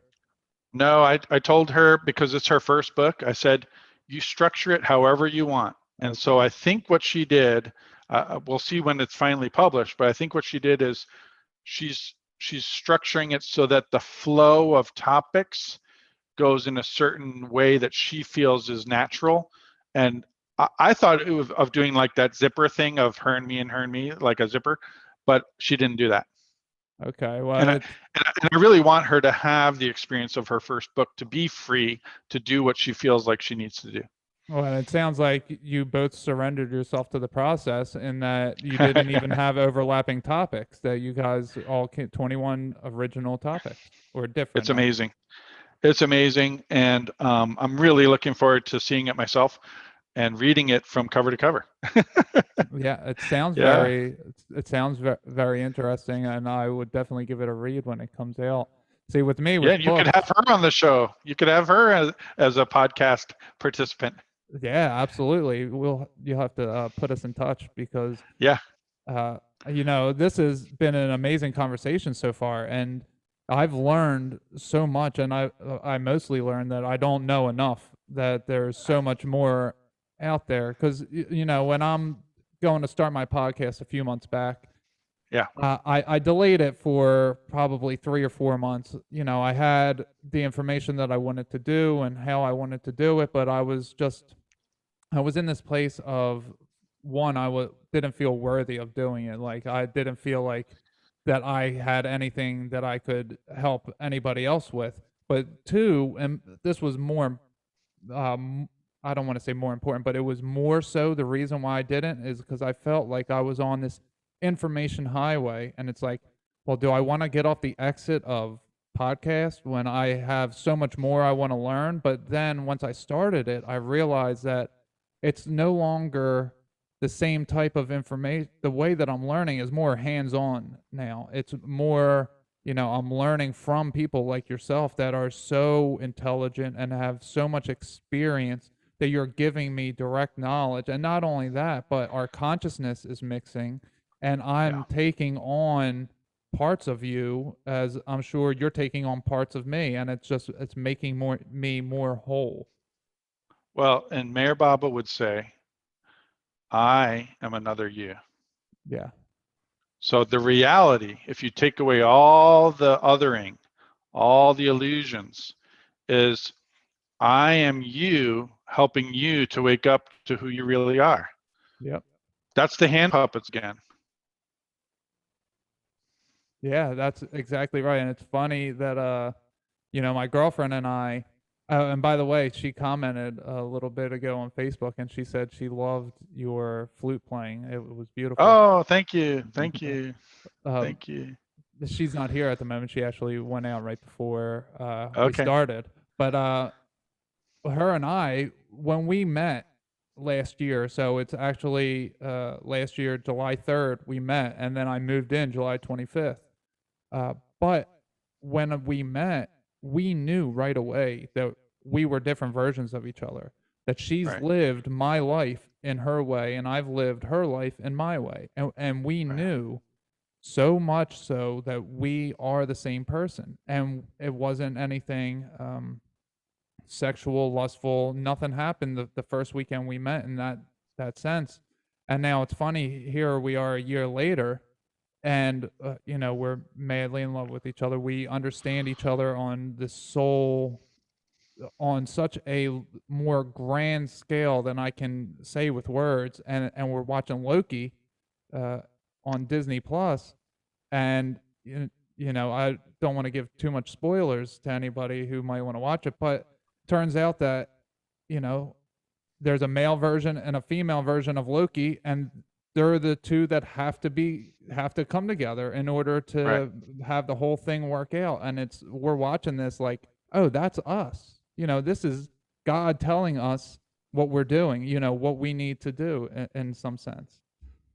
Well, and if you take it back to the spiritual again, the deepest layer of it, Jesus talked about 2,000 years ago when they tried to trap him, right? And they said, oh, yeah, so tell us which is the greatest of the commandments. And Jesus said, the greatest of the commandments is to love the Lord thy God with all thy might and all thy soul and all thy heart. And the second is to love thy neighbor as yourself. And so when you take that in for a second, love the Lord thy God and love thy neighbor as yourself. Well, wait a second. What he's basically saying, if you can get to the deeper mystical level of it, is your neighbor is yourself. And if you can live like that, loving God and loving your neighbor as yourself, the problems of the world will vanish. Yeah. They'll vanish in the light of that truth. Yeah, that's exactly right. I say it in a little bit a different way is that, but it's the same exact thing. If space is heaven, I think. So I'll say heaven is love and earth is self. You know, you come here to find self, but it's not just to find self, it's to find self love. It's to bring heaven on earth. It's to bring that Exactly. love to yourself. And if you love yourself and you know thyself, then you know everyone else is a different version of you. And if you love yourself completely, then you're going to love all those versions of you, and all those versions of you are going to give you nothing but love back. So then Exactly. it's just a cycle, and Well, then take the Star of David with the upward facing triangle. Love the Lord thy God with all thy heart and all thy might and all thy soul. That's us facing upward, loving God. You take it the other way, that's bringing heaven down on earth. That God that we love is meant to be on earth, like it says in the Lord's Prayer, right? On earth as it is in heaven. That's bringing heaven on earth, but they're interlocking in the Star of David. It's the and again. It's not right, just one or the other. It's and. When you have both, loving God and bringing heaven on earth, everything takes care of itself.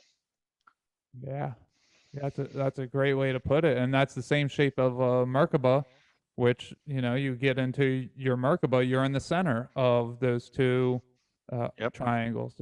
So you know it's Flower all of just life. yeah, and it's all so connected, and there's so much science behind it, and it's just everything that I'm learning, especially when I start to get into the quantum physics. When I learn that, it's a little too above my caliber of mathematics and science, somewhat.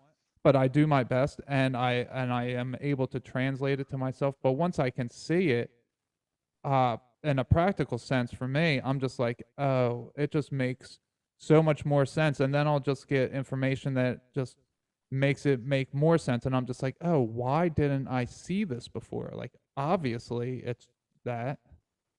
Yep. Yep. Well, you're seeing it more and more. Um, be patient with yourself is what I would say. No, well, You're on a thanks. beautiful journey. Oh yeah, yeah, as we all are. But yeah, I appreciate your kind words so much. Now, this has really been a fantastic, fantastic conversation. I'm so glad to have you on, and I'm gonna Thank you have for you having on. me.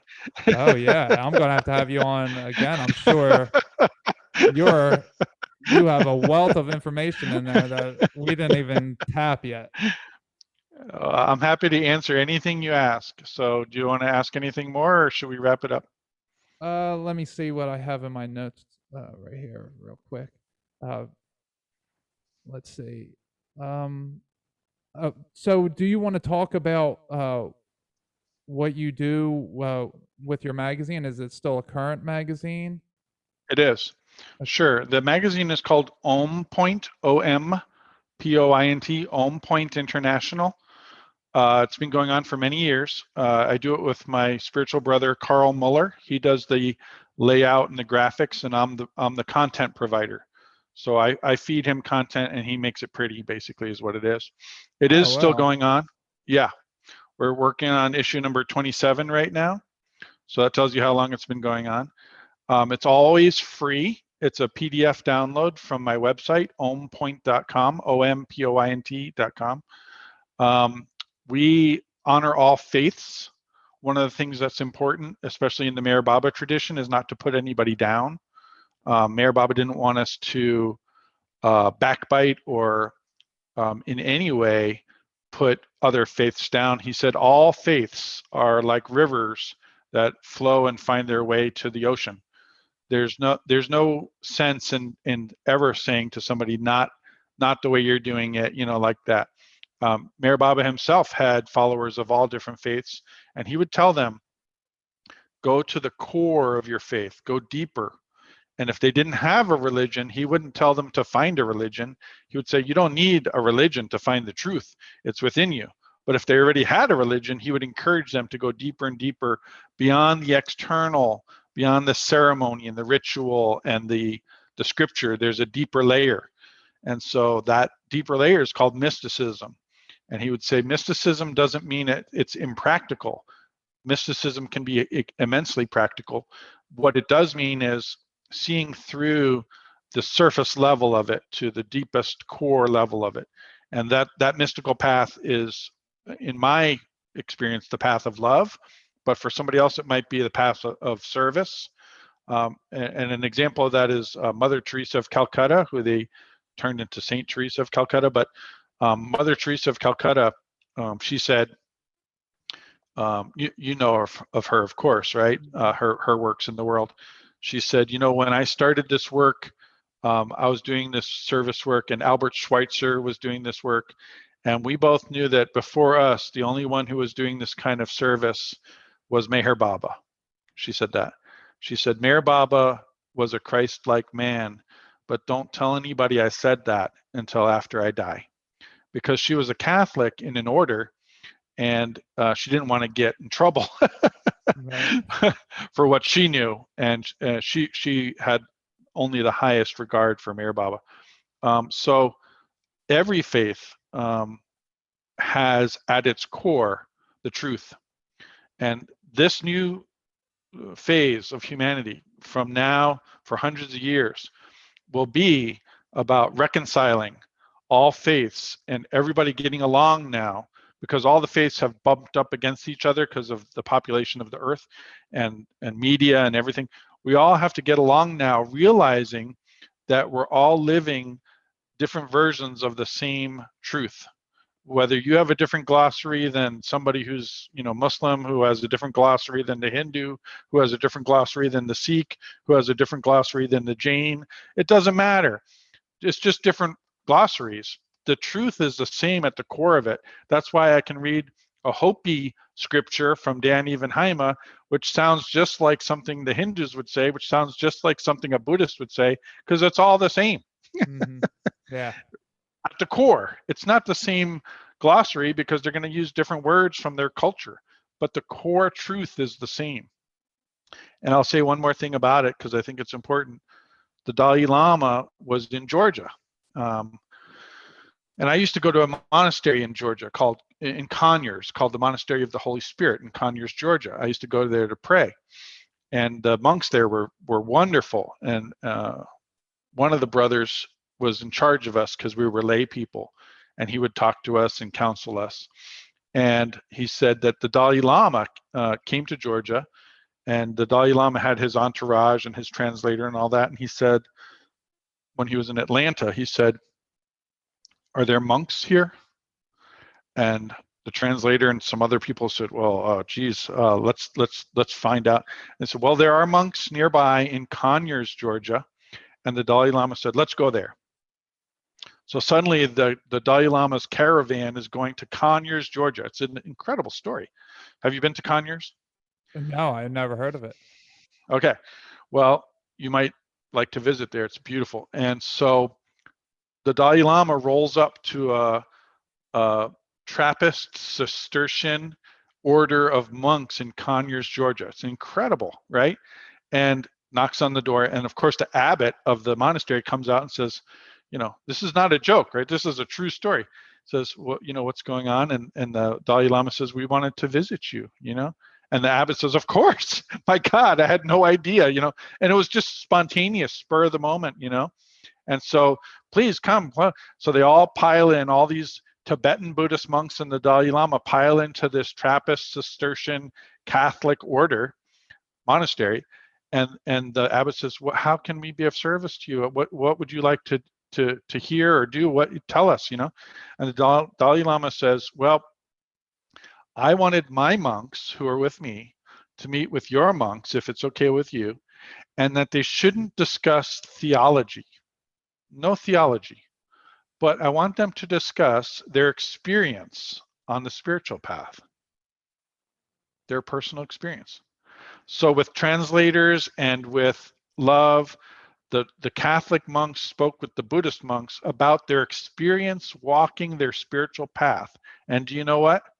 They all agreed with each other all the time, because when you take away theology and the glossary and you talk about your personal experience, it's the same. We're all getting closer to the truth. And that walk whether you walk it as a Hindu or you walk it as a Native American or as a Christian or as a Jain or as a Buddhist or as a Muslim or as a Sufi, it doesn't matter. It's all getting closer to the truth. And at that core truth, there's one. It's the one God. It's the one Lord of East and West. I've said too much. That was perfect.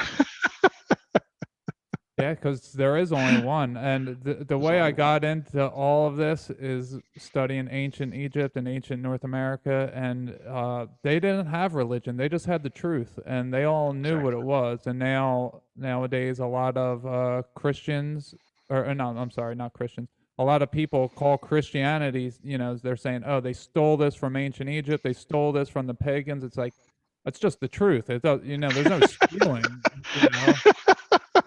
It's so ridiculous. Yeah, and that's how they all look to put it down and say, "Oh, that Right. can't be true," because they just took it from the people before them. Like, well, the truth finds its way to keep going.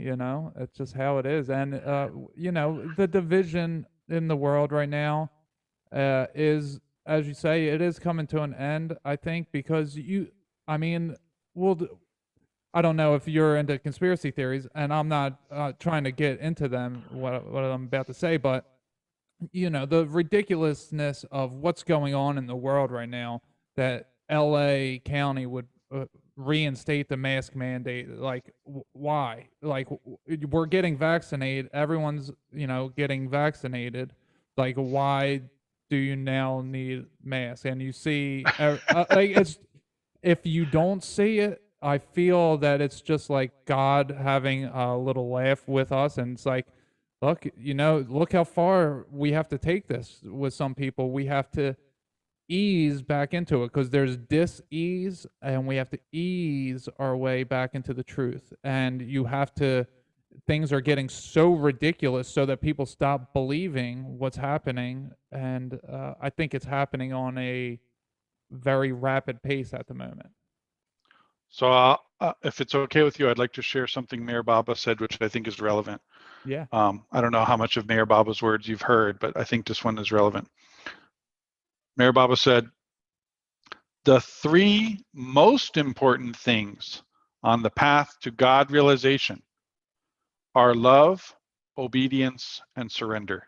There's no possibility of compromise about these three. So when I read that, what I take away from that is, okay, God realization means the same as Christ consciousness. It means Todd has a personal experience of his own divine nature as identical with God. That's the meaning of God realization. So he's saying the three most important things on the path to that Christ consciousness or God realization are love, obedience, and surrender.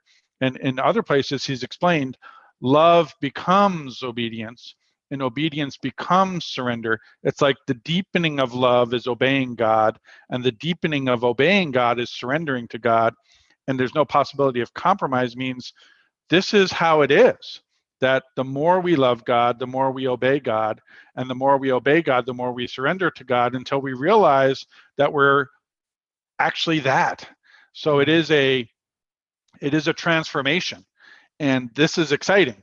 And so the excitement is that anything happening in the world is only God bringing us closer to that experience. So it's like diamonds are formed with tremendous pressure and heat.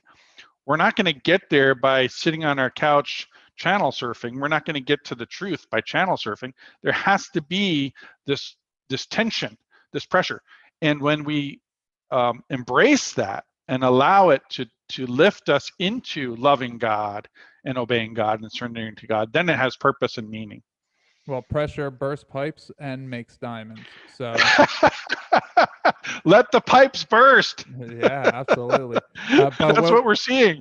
Yeah, what you were saying with those three, love, obedience, and surrender, I see communism does that for them. Like, oh, love us and be obedient to us, and then surrender to us, and it's the ego, essentially. That's just how we can understand what's happening when we're not having God realization. It's not for a Christ consciousness. It's for a physical thing in the 3D world. But I see communism, that's exactly what they preach, that the government is God, that the government, you have to love the government and you have to obey the government. So that's what I see is the separation, and people realizing like, no, I don't need someone to tell me how to live my life. I don't need someone to shoot me with some experimental thing in order to Right. for me to live. Like, people were alive a long time before vaccines were ever created. Uh, Exactly.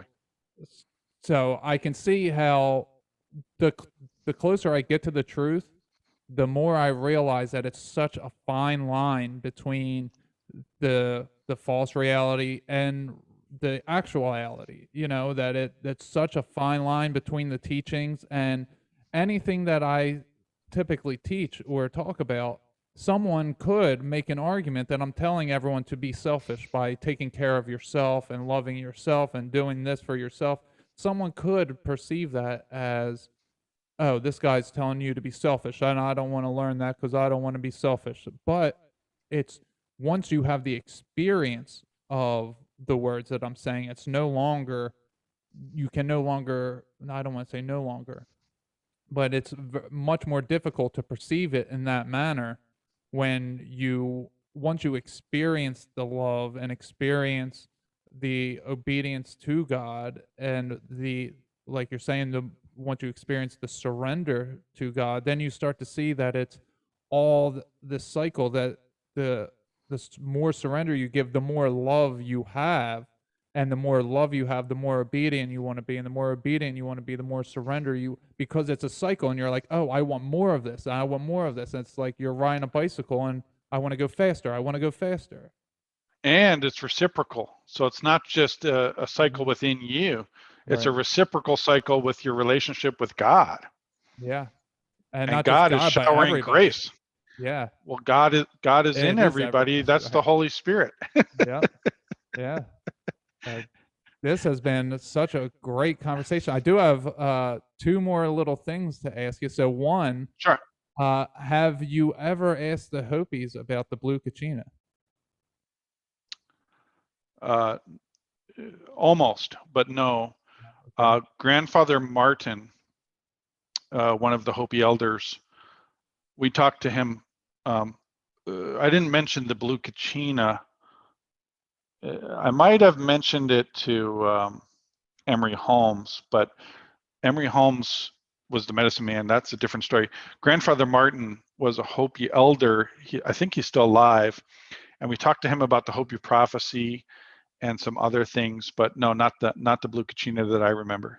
Do you have any information you want to share about the prophecy that you were just saying?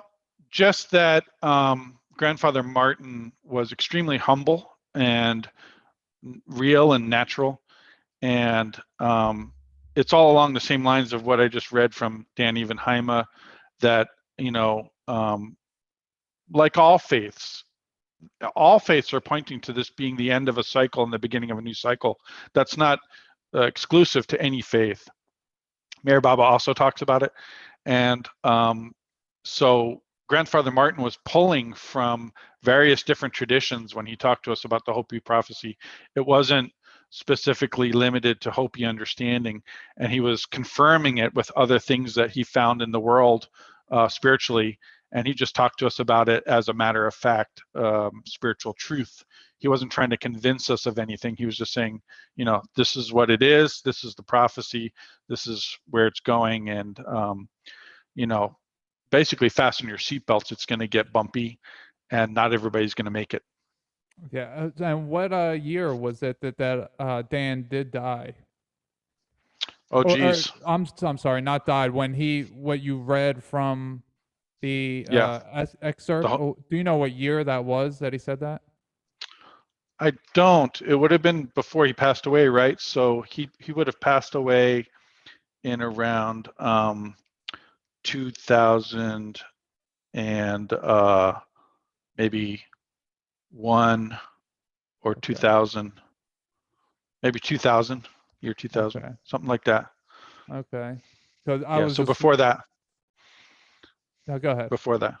No, it would have been before the year 2000 if he passed away in 2000. Okay.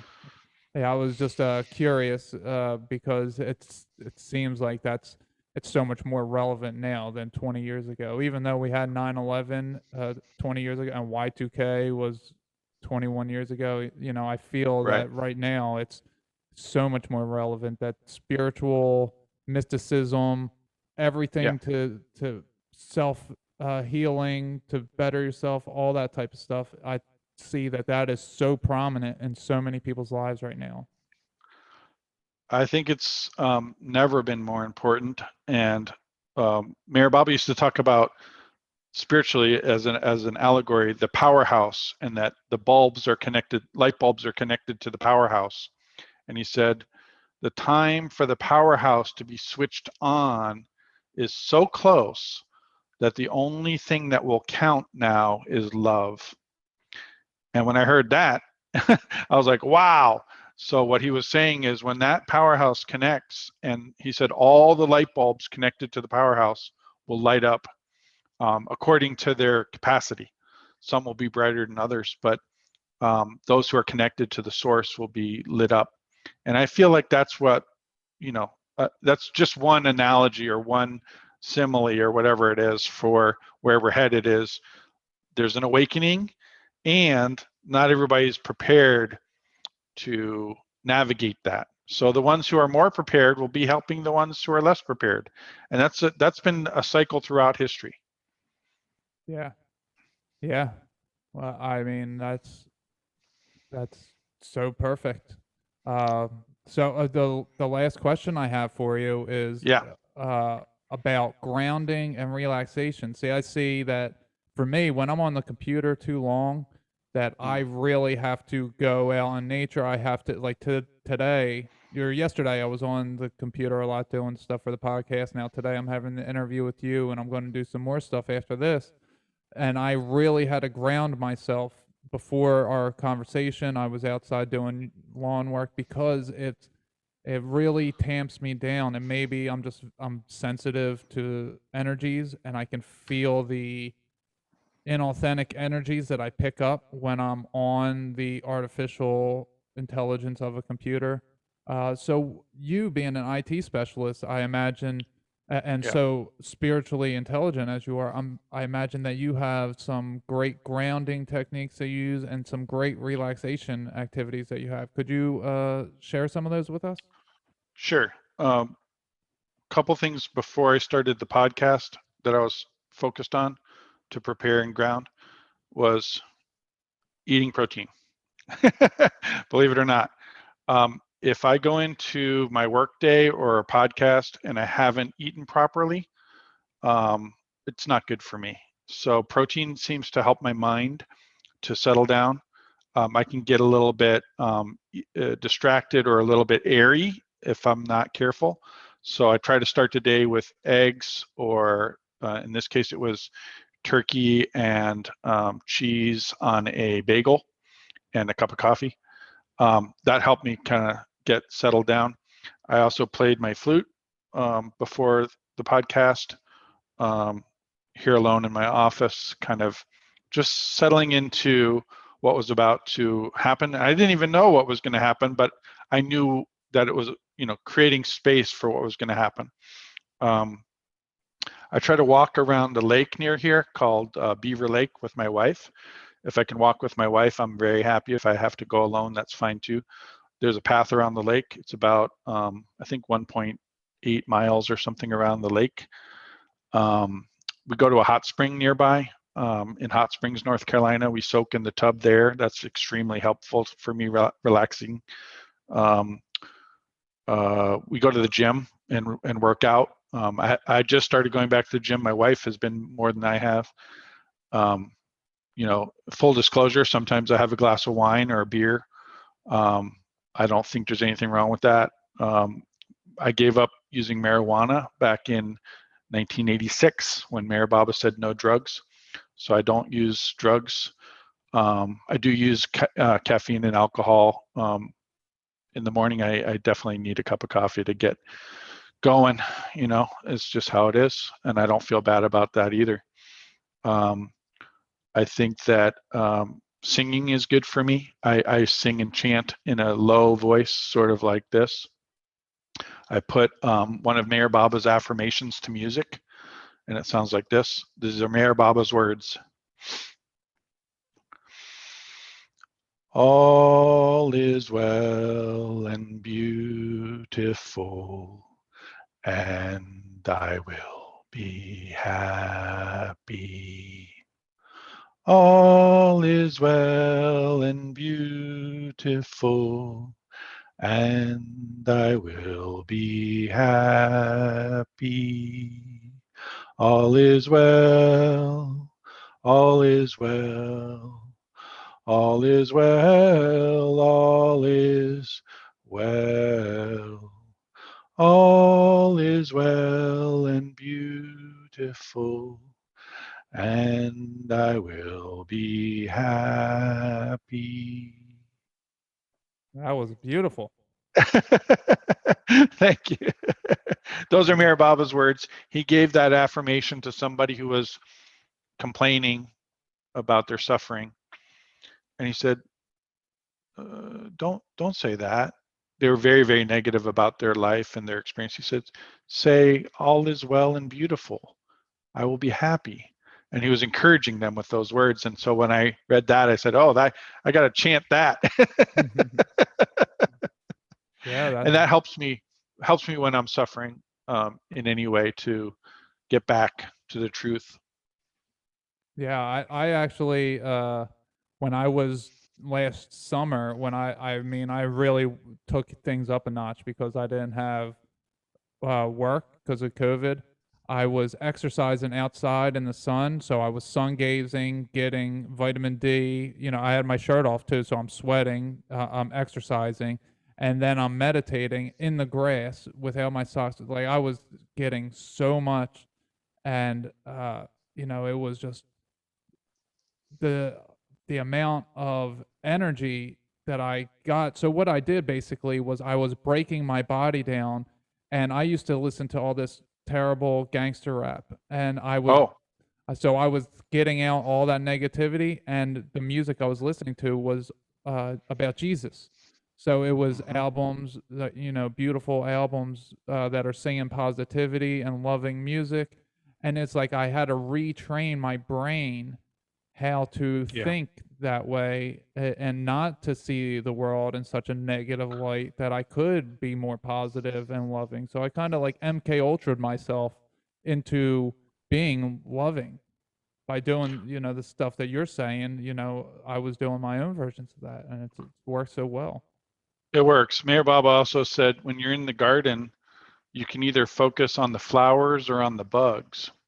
Mm. And I think there's a message there that both are present.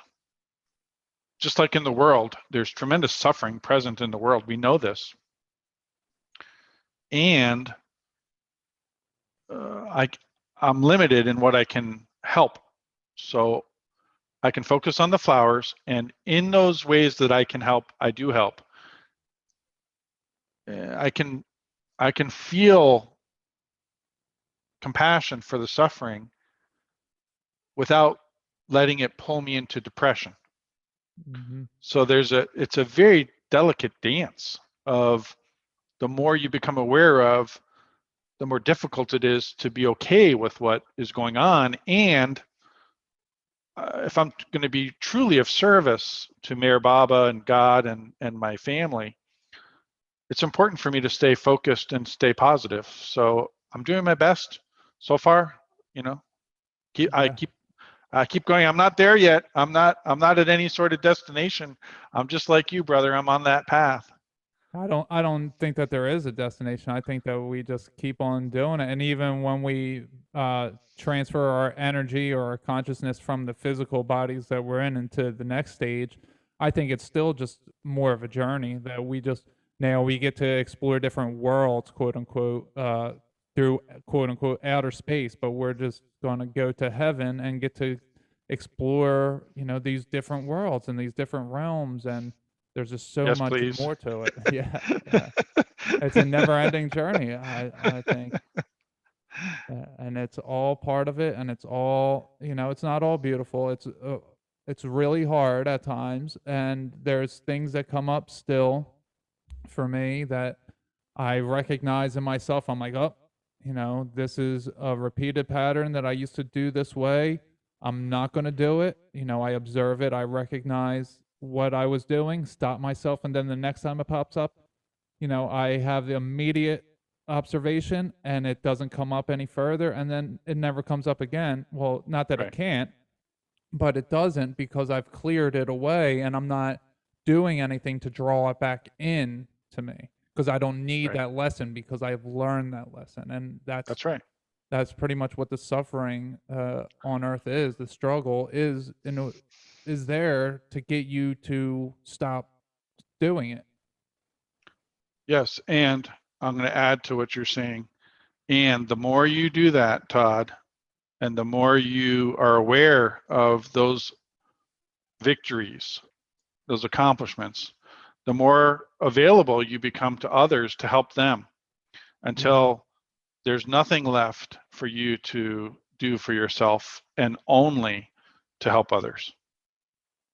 Beautiful. I think that's a perfect way to end it. Do, do you want to share where people can get in touch with you at? Your Twitter, your Sure. websites, your books? Yeah. Just come to my website, ompoint.com. OM, like Om, Oscar Mary, POINT.com. And on Twitter, at Meher, MEHER, Falcon, FALCON. Okay. Thank you for having me. Absolutely. And I will, of course, include all these links in the description. And I will include the names of your books too, just in case anyone's out there looking to get them, because I definitely want to read them myself. Yeah. Surrender with Meher Baba is the most recent. The new one is 21 Spiritual Lessons for the 21st Century, Laxmi Dady and Laurent Weichberger. Perfect. All right. Thank you very much. Thank you for coming on the show. And anybody who wants to get in touch with me, the Great Chakra Awakening 777 at gmail.com is my email address. And the website is the Great Chakra Awakening 777.podbean.com. And there you can find everything that I have, all my appearances on other platforms and all of my social media and all that. So everybody, I'm going to be stopping the recording now. Thank you all so much for coming out, and we will talk to you later. Bye.